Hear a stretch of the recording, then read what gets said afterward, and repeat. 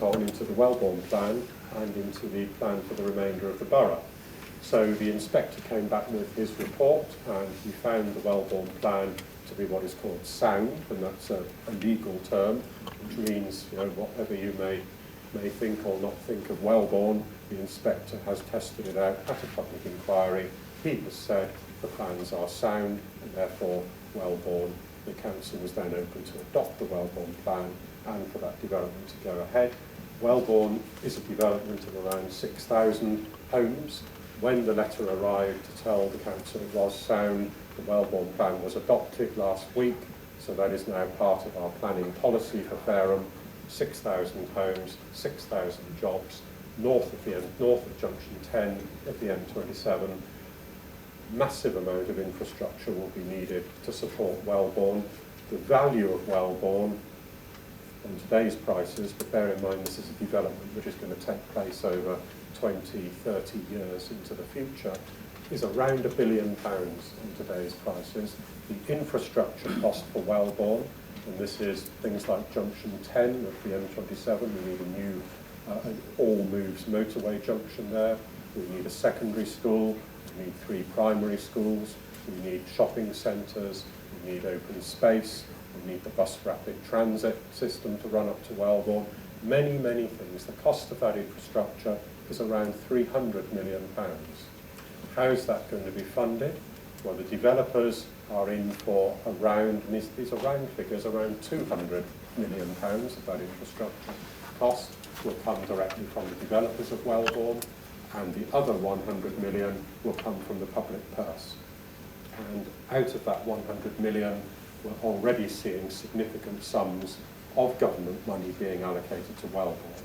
So 15 million has been allocated already to the £35 million cost of Junction 10, and developers have committed 20 million. Because what we've said all the way along is that we cannot start Wellbourne until we know exactly what infrastructure is required, where that infrastructure is going to be, and of course most importantly, who's going to pay for it and how it's going to be funded, so we have commitments to that funding.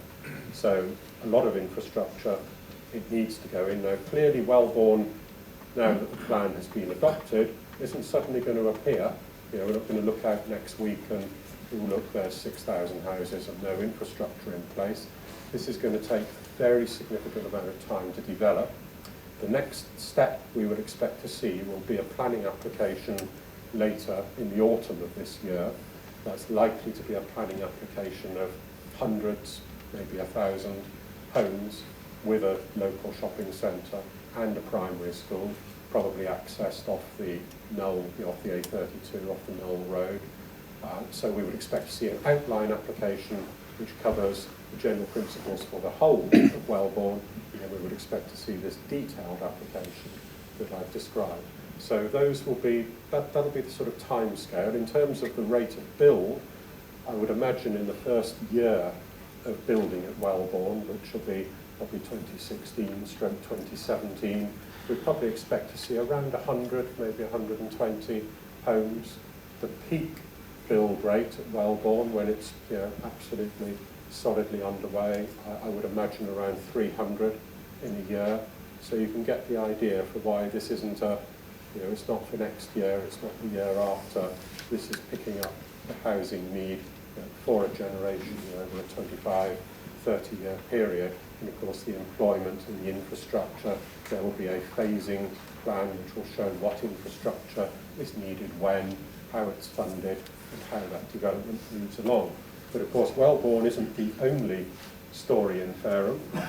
The other plan which was agreed was the development sites and policies plan, and this is recognising the fact that of course Wellbourne is not, it doesn't mean there's never going to be another house built anywhere in the borough of Fareham in the next 30 years because we have Wellbourne, and in fact the development and sites plan allocates 3,729, I think is the figure, homes over that 25-year plan life.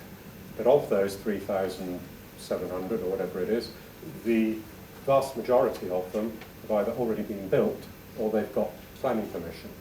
So the sort of trajectory that we're looking at is that for the next 5 years or so, those planning consents across the rest of Fareham, on these mainly often brownfield sites, but some greenfield sites which were allocated quite a significant amount of time ago, that those sites will be built out over the next 5 years or so, and then there will be very, very little new housing development across the borough. But of course, during those 5 years, as housing development tails off across the rest of Fareham, then of course Wellbourne will be starting to ramp up in terms of the speed in which that will be developed. And interesting to note, in this particular planning inquiry, all of the other sites across Fareham, all of the other greenfield sites which developers were putting forward, and in fact there were 20 odd such sites across Fareham, some of them in our strategic countryside gaps.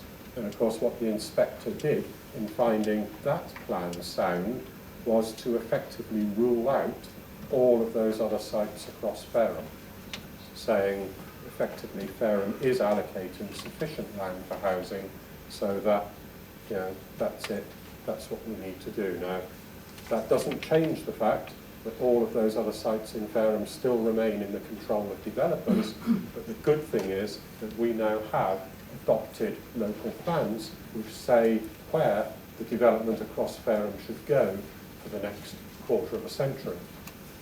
If you want to see a town which doesn't have that level of added protection for its greenfield sites, you only have to look next door at Eastleigh Borough Council. Their local plan went through to a public inquiry, and the inspector threw it out. And he said that plan is not sound, it does not allocate sufficient housing or sufficient affordable housing, and therefore Eastleigh Borough Council, that doesn't mean that development won't happen in Eastleigh, it means that now the developers are putting in their planning applications, Eastleigh Borough Council is saying no, and they're going to appeal, and the inspector is saying yes. So Eastleigh Borough Council has now lost control entirely of development in Eastleigh, and it's going to take them 2 or 3 years now to get a plan in place. So they're pretty frantically scrabbling around trying to find sites and get developers to bring them forward quickly, which they would favour, because of course all of the other sites, all the developers are piling in, they're putting in the applications, they're winning the appeals. That is precisely what would happen in Fareham if we didn't have an adopted local plan.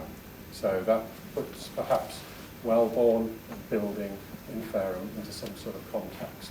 In terms of affordable housing, which I also touched upon, Wellbourne is going to provide, of those 6,000 homes over that 25 to 30 years, in terms of the affordable housing, that's going to be at 30%.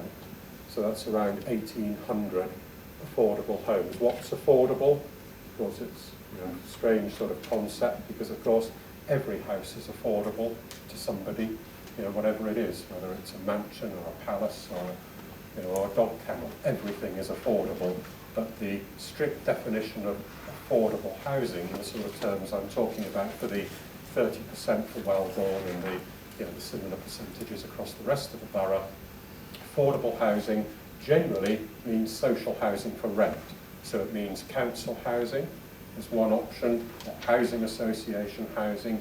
It means that the rent is less than the market rent for private rented housing. So it means there could be a variety of tenures. It could be straight council housing, it could be housing association housing, it could be what's called shared equity housing, and that's housing where people can buy on a mortgage.